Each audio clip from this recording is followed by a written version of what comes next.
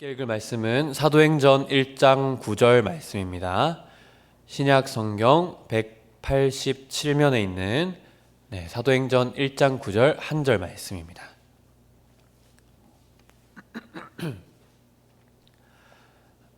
사도행전 1장 9절 말씀 다 찾으셨으면 함께 한 목소리로 다 함께 읽겠습니다. 시작. 이 말씀을 마치시고 그들이 보는데 올려져 가시니 구름이 그를 가리어 보이지 않게 하더라. 아멘. 지난 수요일에 이어서 오늘도 사도신경으로 함께 말씀을 나누려고 합니다. 오늘은 11번째 시간입니다.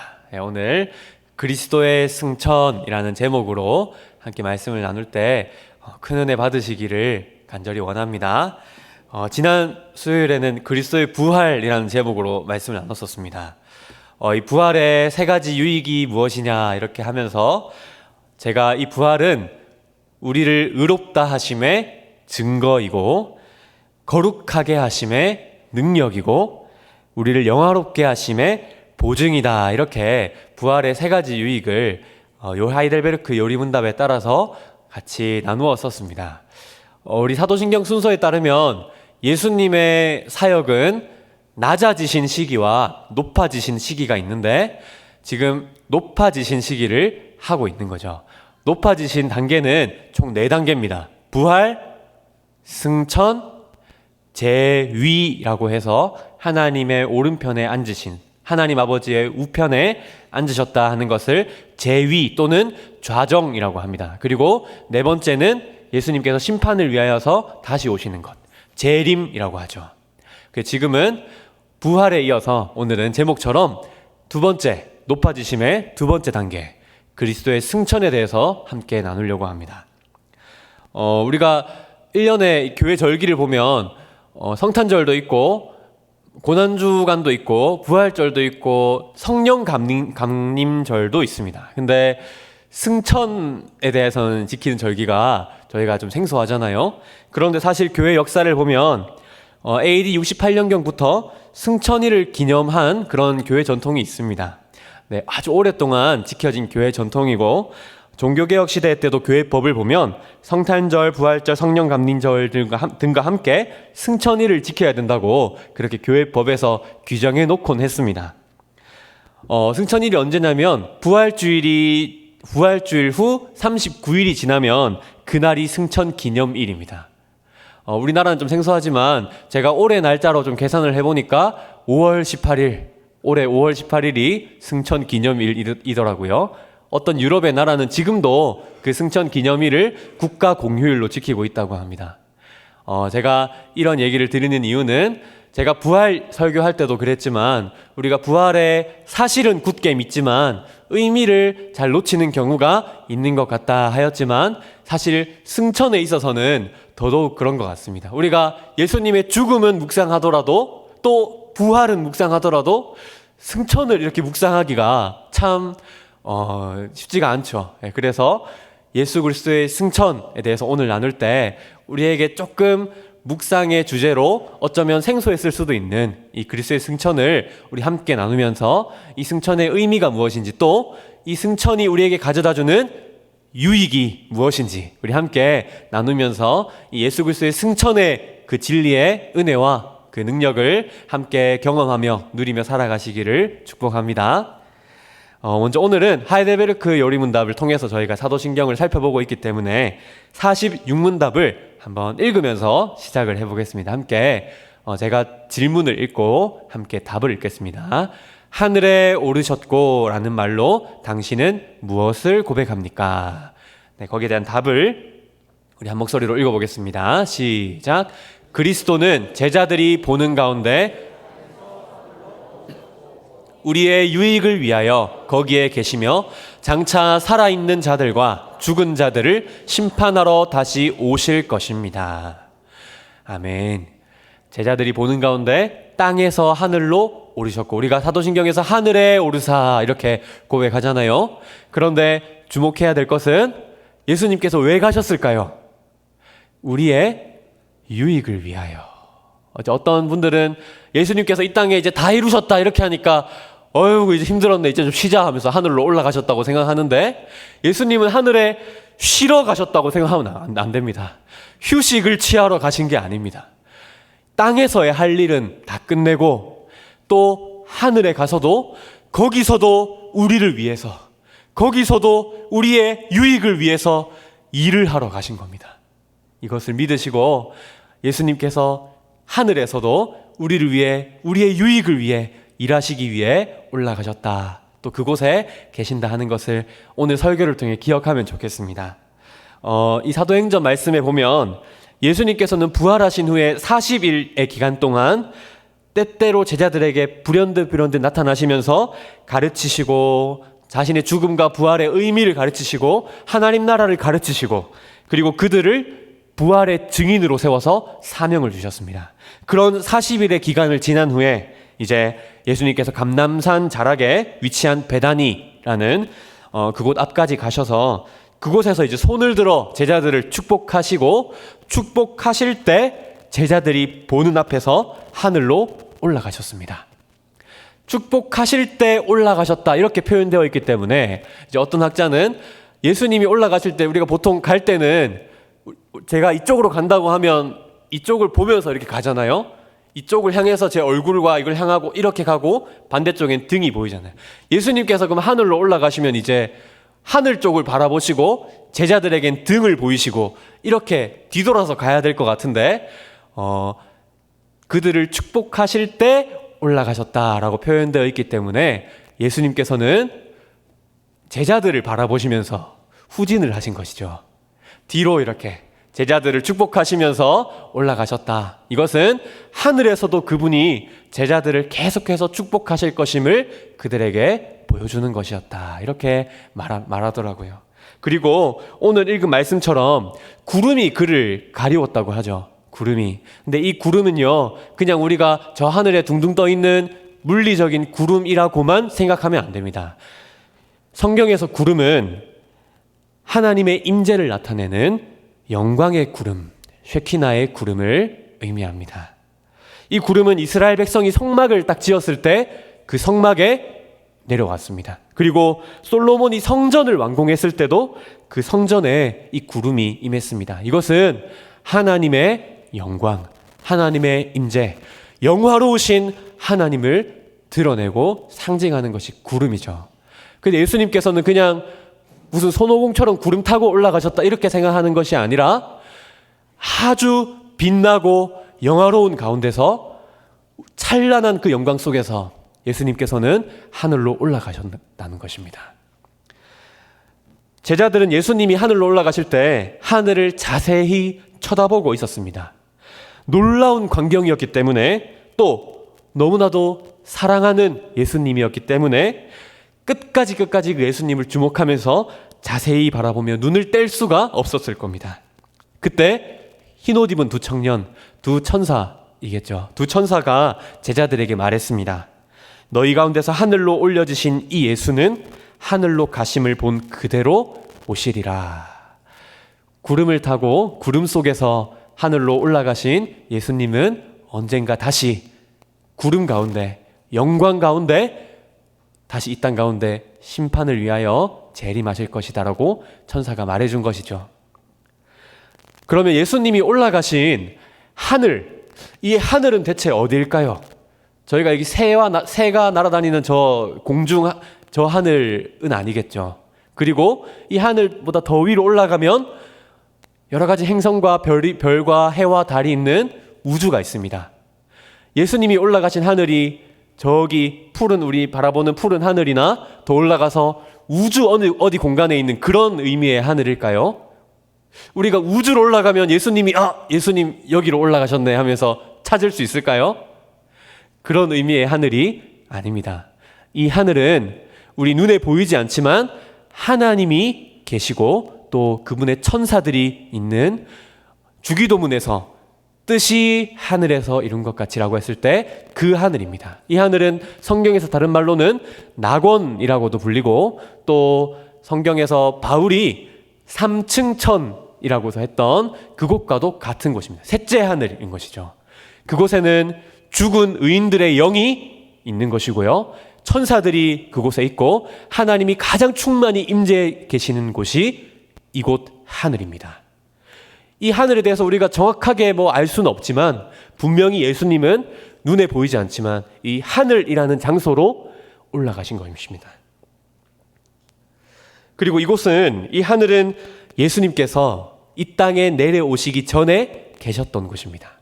그러니까 예수님 입장에서는 예수님께서 원래 계셨던 곳으로 되돌아가신 것이죠. 이전에 계셨던 곳으로 되돌아가신 것입니다. 그런데 이전과는 중요한 차이가 있습니다. 예수님께서 성육신 이전에 하늘에 계셨던 거하고 지금 죽으시고 부활하신 다음에 승천하셔서 하늘에 가신 것은 둘 다 하늘에 계신 것이지만 중요한 차이가 있습니다. 그게 뭐냐면 성육신 이전에는 예수님은 인성을 따라서는 하늘에 계시지는 않았습니다. 우리가 성육신에 대해서 나누었을 때 예수님은 참 하나님이시고 참 사람이시다 이렇게 우리가 나누었습니다. 그래서 찬송가에서도 참 신과 참 사람이 되시려고 이렇게 부른다고 그때 나누었었습니다. 예수님은 참 하나님과 참 사람이십니다. 근데 아직 사람의 형상을 취하기 이전, 성육신 이전에는 그저 신성, 하나님으로서만 하늘에 계셨는데 이제 성육신 하셔서 사람이 되셨잖아요. 참 하나님, 참 사람이 되셨잖아요. 그리고 예수님은 승천하실 때도 인성을 지니신 채로 하늘에 가신 것입니다. 이것이 정말 놀라운 것입니다. 성도 여러분, 인성하면 우리의 몸과 영혼입니다. 사람은 몸과 영혼으로 구성되어 있습니다. 예수님께서는 사람의 몸과 영혼, 즉 인성을 취하시고 이제 이 땅에서 사역을 마치시고 하늘로 올라가실 때 인성을 똑 떼놓고 내버려 두고 가신 게 아니라 이 땅에 취하신 그 인성, 사람의 본성, 몸과 영혼을 지니신 채로 하늘로 올라가신 것입니다. 예수님께서 인성을 떼고 가셨다면요, 그것은 무슨 의미가 되는 줄 아십니까?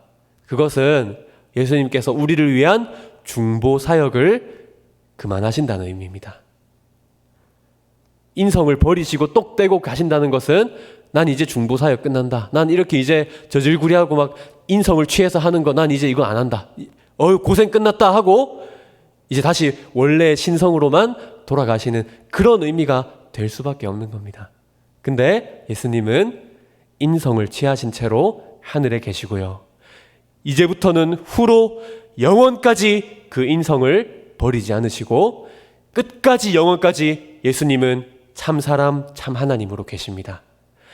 우리가 예수님 부를 때 예수라고 부르잖아요. 이 이름은 이 땅에 오시면서, 이 땅에 태어나시면서 얻으신 이름입니다. 예수님께서 만약 인성을 떼놓고 가셨다면 이 이름도 같이 떼놓고 가야 됩니다.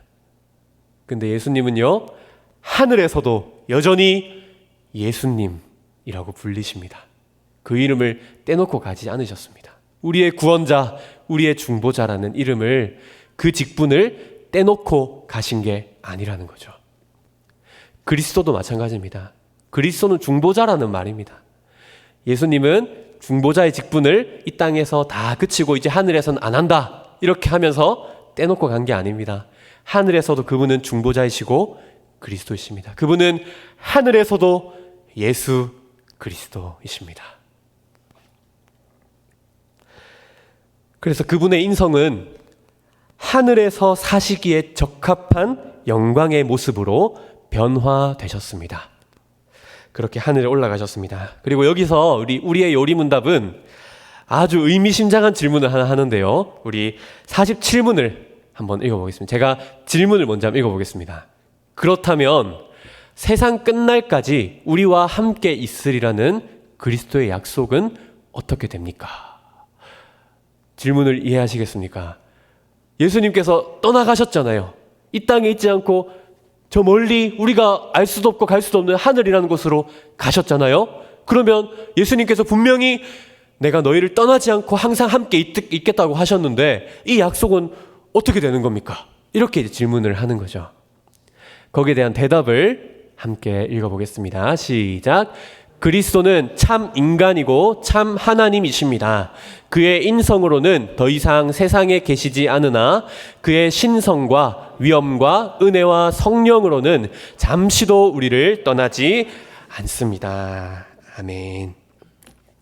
여러분, 예수님의 인성이 아무리 영화롭게 되었다고 해도 여전히 인성은 인성입니다. 그래서 우리가 동시에 두 곳에 있을 수 없잖아요. 우리 한 번에 한 장소만 있을 수 있는 것처럼 예수님도 인성으로서는 한 번에 한 장소에만 있을 수 있습니다. 예수님이 땅에 계시면 인성을 따라서는 하늘에는 안 계신 겁니다. 예수님이 하늘에 가셨으면 인성에 따라서는 이제는 땅에는 없는 거죠. 예수님의 인성을 따라서는 땅에 없습니다. 근데 하지만 예수님은 인성과 함께 신성이 있으시잖아요. 참 사람이시고 참 하나님이시잖아요. 근데 신성의 속성은 뭡니까, 여러분? 무소부재하심. 언제나 어디서나 어느 곳에나 계신다, 편재하신다 하는 것이 하나님의 속성이잖아요. 그래서 예수님께서는요, 인성을 따라서는 이 땅에 계시지는 않습니다. 그래서 우리가 육체적으로 예수님과 교제하려고 하면 안 됩니다. 왜냐하면 예수님의 인성이 더 이상 이 땅에 없으니까. 근데 신성을 따라서는 예수님은 하늘에도 계시고 땅에도 계시고 우리에게도 계시다 하는 것입니다. 그래서 그의 신성과 위엄과 은혜와 성령으로는 잠시도 우리를 떠나지 않습니다. 이렇게 말하는 것입니다. 여러분, 그래서 주님은 언제나 이제 우리와 함께 하십니다. 다만 인성을 따라서가 아닌 신성을 따라서. 그래서 우리가 주님 다시 오시기 전까지는 우리가 육체적으로 주님과 교제할 수 있을까요? 없을까요? 없는 것이죠. 주님 다시 오시면 그때는 가능합니다. 주님께서 하늘로 올라가신 그대로 인성을 취하신 그대로 몸을 입고 내려오실 것이기 때문에 그때는 예수님과 살과 살을 맞대면서 교제할 수 있을 것입니다. 하지만 그때가 오기 전까지는 예수님과 육체적 교제는 불가능합니다. 하지만 신성과 위엄과 은혜와 성령으로는 잠시도 우리를 떠나지 않으신다 하는 것입니다. 성도 여러분, 예수님께서는 불안해하는 제자들에게 이렇게 말씀하셨습니다. 내가 떠나는 것이 너희에게 더 유익하다, 이렇게 말했습니다. 제자들은 이해가 잘 안 됐겠죠. 예수님 옆에 있으면 좋겠는데 예수님 자꾸 가신다고 하니까 불안하잖아요. 근데 예수님께서 내가 떠나는 것이 너희들에게 더 유익이다, 이렇게 말합니다. 왜 그러냐면 예수님은 이 땅에 계실 때보다 더 탁월한 방식으로 하늘에서 우리와 함께 하실 수 있기 때문입니다. 여러분, 예수님께서는요, 우리로부터 떠나시기 위해 승천하신 게 아닙니다. 오히려 더 좋은 방식으로, 더 탁월하고 더 풍성한 방식으로 우리 전체 신자들과 함께 하시려고 승천하신 것입니다. 우리랑 멀리 떨어지려고 승천한 게 아니라요, 더 탁월하고 더 좋고 더 풍성하고 더 온전한 방식으로 우리와 함께 하시려고 승천하셨다는 사실을 기억하십시오. 그러면 이제 이 승천이 우리에게 어떤 유익을 주는지 함께 나누길 원하는데요. 부활 때 우리가 부활이 주는 유익이 세 가지라고 했었습니다. 근데 승천도 이 하이델베르크 요리문답은 세 가지 유익으로 정리하고 있습니다. 우리 질문을 한번 읽어보겠습니다. 제가 49문답을 구문을 한번 읽어보겠습니다. 그리스도께서 하늘에 오르심은 우리에게 어떤 유익을 줍니까? 먼저 첫 번째 대답을 나누어서 한번 읽어보겠습니다. 첫 번째 유익을 한번 읽어보겠습니다. 시작. 첫째, 그리스도는 우리의 대언자로서 하늘에서 우리를 위해 그의 아버지 앞에서 간구하십니다. 아멘. 성도 여러분, 구약 제사 제도에 의하면 희생 제사를 딱 드린 다음에 그리고 끝나는 게 아니에요. 희생 제사를 드리고 끝나는 게 아니고 희생 제사를 드리면 그 희생 제물의 피를 가지고 제사장이 지성소 안으로 들어갑니다. 그리고 이스라엘 온 회중을 위해서 그 지성소에서 기도합니다. 제사장이요. 그렇게 하면서 속죄를 이루었던 것입니다.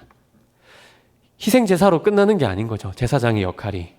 그 후에 지성소에 들어가서 백성을 기도하는 일도 제사장이 해야 되는 중요한 역할이고, 그 일이 없으면 속죄가 완전히 이루어지지가 않는 겁니다. 그런데 우리의 대제사장이신 예수님께서도 이 일을 하십니다. 우리 히브리서 9장 24절 말씀을 한번 읽어보겠습니다. 함께 한 목소리로 읽겠습니다. 시작. 그리스도께서는 참것의 그림자인 손으로 만든 성소에 들어가지 아니하시고 오직 참 하늘에 들어가사 이제 우리를 위하여 하나님 앞에 나타나시고. 아멘. 바로 이 구절이 그 그림을 말하는 겁니다. 제사장이 희생제사 마치고 피를 가지고, 그 피의 공로와 공효를 가지고 성소에 들어가서 하나님 앞에서, 임재 앞에서 백성을 위해 기도하며 속죄를 이루는 그 이미지를 예수 그리스도께 적용하며 설명하고 있는 것이 이 구절입니다. 하지만 예수님이 들어가신 성소는 손으로 만든 성소가 아니고 하늘 성소인 것이죠. 하늘 성소. 하나님의 임재가 가장 충만한 하늘 성소에 가셔서 그 예수님께서 십자가에서 흘리신 그 피의 공로를 가지고, 그 피를 가지고 우리를 위하여 하나님 앞에 나타나셨고, 그곳에서 뭐 하시겠습니까? 우리를 위해 간구하시는 겁니다. 우리의 속죄를 위해서, 우리를 위해 간구하시고 우리의 속죄를 완성시키시고 적용하시는 그 일을 하고 계시다는 겁니다. 제가 설교 초두에서 예수님은 하늘에 절대 쉬러 가신 게 아니라고 하셨죠. 예수님은 이렇게 하늘에서 여전히 우리의 대언자로, 우리의 변호자로, 우리를 속죄하시는 분으로, 우리의 구속주로 일하시기 위해서, 그 속죄를 완성하시기 위해서 그 피의 공로를 들고 여전히 우리를 위해 죽으셨던, 고난당하셨던 그 몸과 영혼을 지니신 채로 하나님 앞에 서셔서 우리를 위해 간구하고 계시다는 사실을, 지금도 그렇게 하고 있다는 사실을 여러분 기억하십시오. 십자가 위에서 완전한 희생제사를 드리신 예수님께서는 그 이후에도 그의 피의 공효를 가지고 하늘 성소에서 그것을 성부 하나님께 제시하고 계신 것입니다. 이 땅에서 죄의 대가를 치르셨던 바로 그 몸으로, 그 영혼으로 성부 하나님 앞에 서셔서 자신의 희생제사를 힘입어 우리를 위해 간구하시고 대언하십니다. 우리가 죄 짓고 넘어지고 악한 모습으로 막 살아갈 때 예수님께서 하늘에서 성부 하나님께 내가 저들을 위해서 죽었습니다. 이 피가 바로 저들의 죄를 위해 흘린 나의 피입니다 하면서 우리를 위해 대언하시고 변호하시고 우리의 속죄를 이루시고 성부 하나님 앞에서 우리를 깨끗게 하시려고 계속해서 일하고 계시다는 겁니다. 이것이 바로 내가 저들의 죄를 위해 흘린 나의 피입니다. 저들의 죄에 대한 충분한 값을 치루었던 나의 보혈입니다. 이렇게 예수님께서는 제사장으로서 속죄 사역을 지속하고 계십니다. 우리가 세상 사람들 보면 변호사 선임하려고 비싼 돈 들여가면서 열심히 하잖아요. 우리는 저 하늘에 우리를 위한 최고의 변호사가 계십니다. 우리의 변호인, 우리의 대언자, 우리의 영원한 우리의 구주 예수님께서 지금도 저 하늘에서, 앞으로도 영원히 저 하늘에서 우리의 대언자로, 변호자로 서셔서 우리가 죄짓고 낙심할 때마다 다시 우리를 위해 대언하심으로 우리를 새롭게 하시고 용서하시고 깨끗게 하시고 다시 새 힘을 주시는 예수님께서 여전히 하늘에서 일하고 계심을 우리가 믿고 살아가야 할 줄로 믿습니다. 두 번째 유익을 보겠습니다. 두 번째 유익을 함께 한 목소리로 읽겠습니다. 시작. 둘째, 우리의 몸이 그리스도 안에서 하늘에 있으며 이것은 머리 대신 그리스도께서 그의 지체인 우리를 그에게로 이끌어 올리실 것에 대한 확실한 보증입니다. 아멘. 예수님께서는 우리의 몸을 취하셨습니다. 우리의 영혼을 취하셨고 우리의 인성을 취하셨습니다. 똑같은 인성을 취하셨습니다. 그 인성을 가지고 승천하신 것이죠. 그러면 이제 예수님께서는요, 그냥 하나님으로서 올라간 게 아니라 인성을 취하신 채로 올라가셨기 때문에 우리 인간들이, 우리 사람이 하늘로 올라갈 수 있는 길을 트신 것입니다. 예수님의 승천이 없었다면 우리의 승천도 불가능합니다. 그리스도의 승천은 곧 우리의 승천이다 하는 것입니다. 그래서 에베소서 2장은 이런 말씀이 있습니다. 우리 이 말씀을 한번 읽어볼 텐데 함께 한 목소리로 읽어보겠습니다. 시작. 허물로 죽은 우리를 그리스도와 함께 살리셨고 또 함께 일으키사 그리스도 예수 안에서 함께 하늘에 앉히시니. 아멘. 함께 살리셨고 일으키셨습니다. 함께 죽었고 함께 살리셨고 일으키셨고 마지막에 뭐라고 되어 있습니까? 함께 하늘에 앉히셨다 하는 겁니다. 예수님의 승천까지도 우리는 예수님과 함께 하는 겁니다. 그리스도의 승천은 우리의 승천입니다. 우리는 예수님과 함께 죽고 살아났을 뿐만 아니라 예수님과 함께 하늘에 거하는 것입니다. 우리의 발은 이 땅에 머물지만 어떤 의미에서는 우리는 이미 하늘에 있는 것입니다. 성경이 그렇게 말하잖아요. 하늘에 함께 앉히셨다고.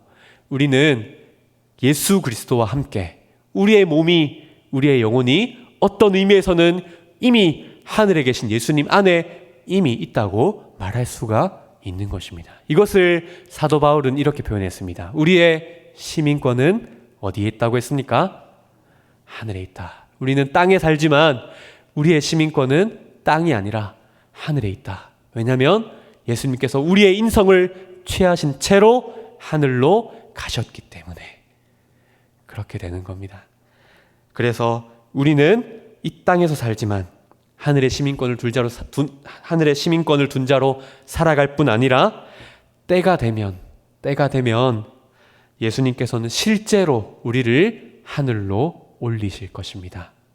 내가 너희를 위한 거처를 예비하러 가노니 때가 되면 나 있는 곳에 너희도 있게 하리라 라고 맹세하셨죠.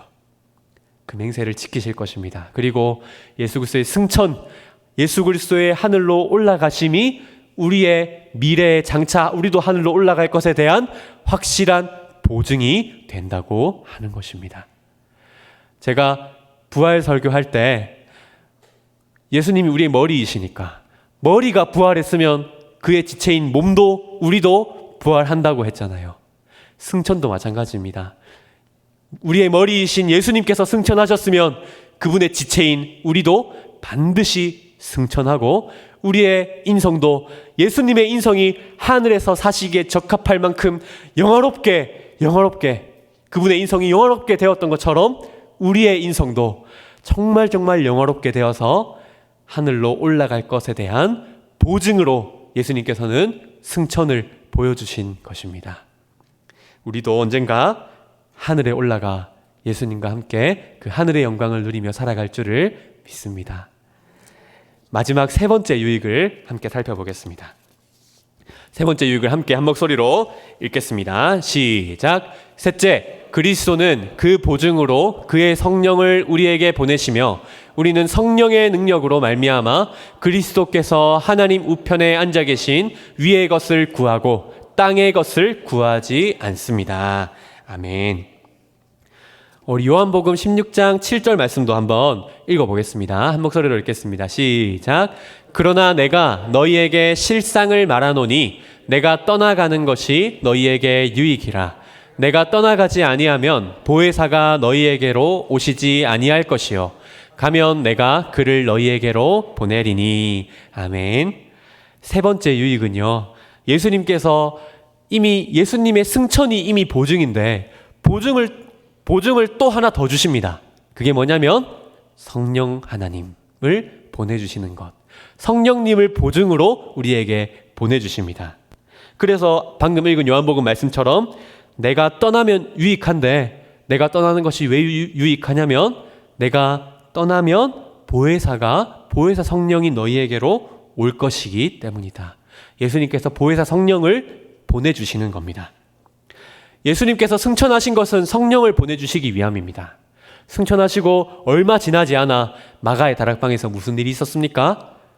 오순절 사건이 있었죠. 예수님께서 성령을 부어주신 사건이 있었던 것입니다. 근데 이 성령 하나님이 우리에게 오셔서 내주하시는 것은 신약 성경이 우리에게 가르치는 바에 의하면 마치 보증금과 같습니다. 보증금으로 또 다른 말로는 첫 할부금 이런 개념이죠. 처음에 먼저 주는 겁니다. 그리고 그것은 나중에 다 줄 것에 대한 보증이 되죠. 성령 하나님은 그렇게 우리에게 보증으로서 주어지셨습니다.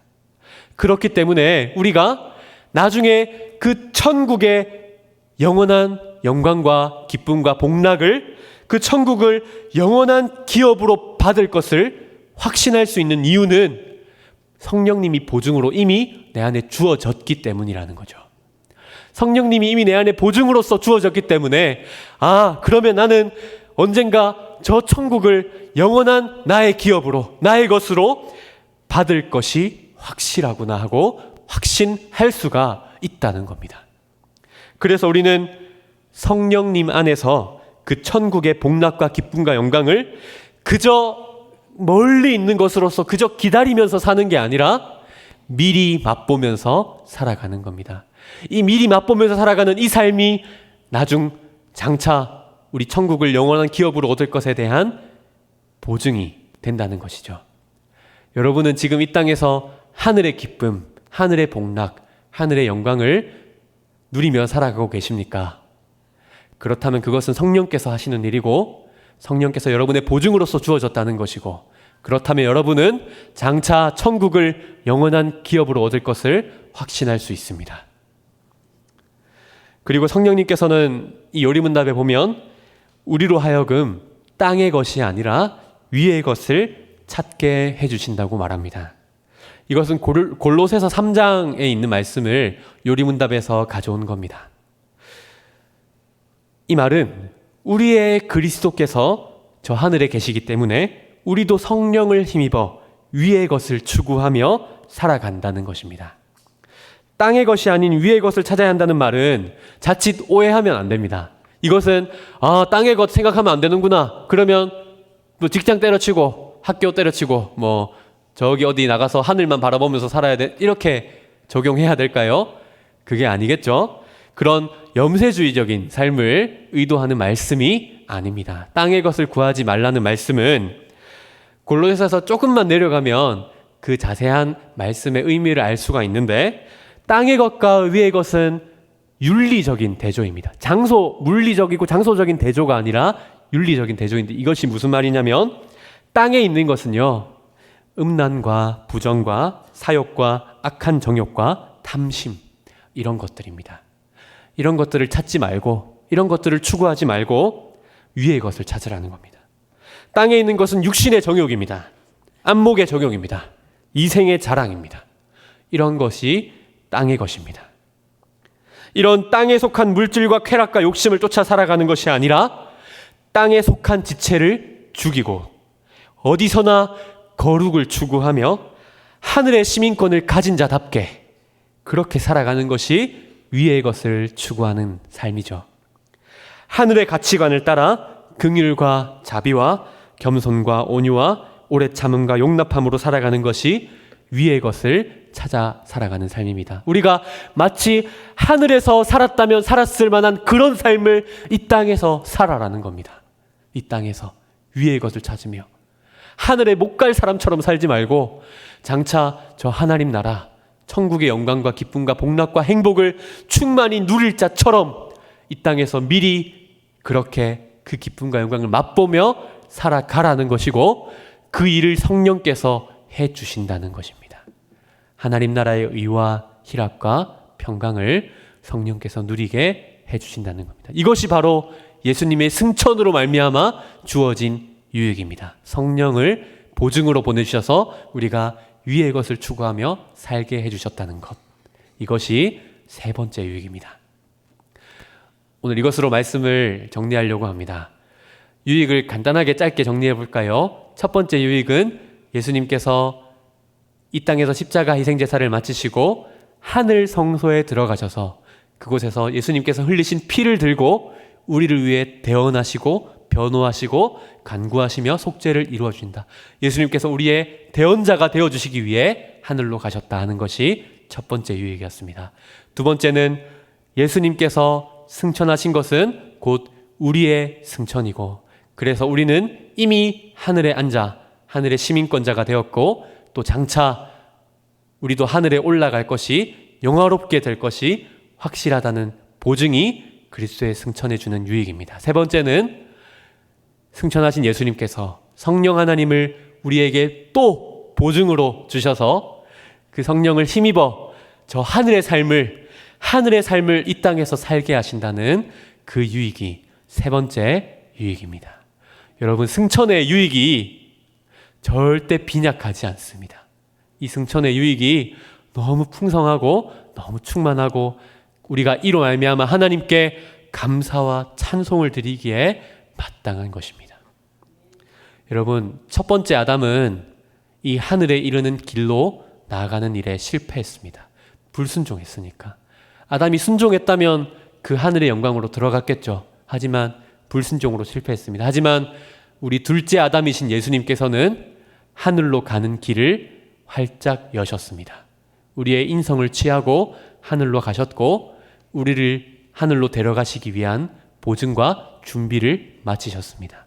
그리고 더불어 이미 이 땅에서부터 그 하늘의 삶을 살아가게 해주셨습니다. 성도 여러분, 우리가 간혹 이런 농담을 하죠. 나중에 성공할 것 같은 친구한테 너 나중에 잘 되면 나 모른 척 하면 안 된다 이렇게 하지 않습니까?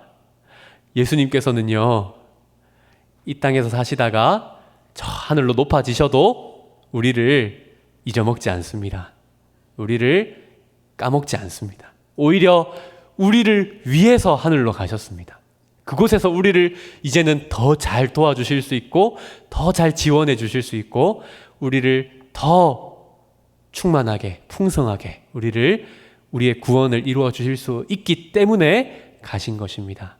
높아지신 하나님 예수 그리스도께서 낮은 우리에 있는 우리를 절대 잊지 않으시고, 언제나 예수님은 우리를 바라보고 계시고, 그의 신성과 위엄과 은혜와 성령으로 잠시도 떠나지 않으시며 우리를 위한 유익을 주기 위해 항상 일하고 계시다는 것을 성도 여러분 기억하며 살아가십시오. 하늘에 절대 쉬러 가신 것이 아닙니다. 제가 이것을 강조하는 이유는 제가 그렇게 생각했기 때문입니다. 다 이루었다고 했잖아요.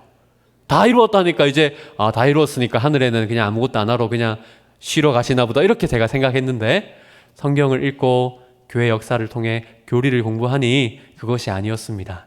예수님께서는요, 이 땅에서의 이룰 일을 마쳤을 뿐이지 하늘에서도 여전히 영원히 우리의 인성을 취하신 채로 중보자로서 끝까지 우리를 위해 일하시고 우리의 구원을 장차 완전히 이루실 것입니다.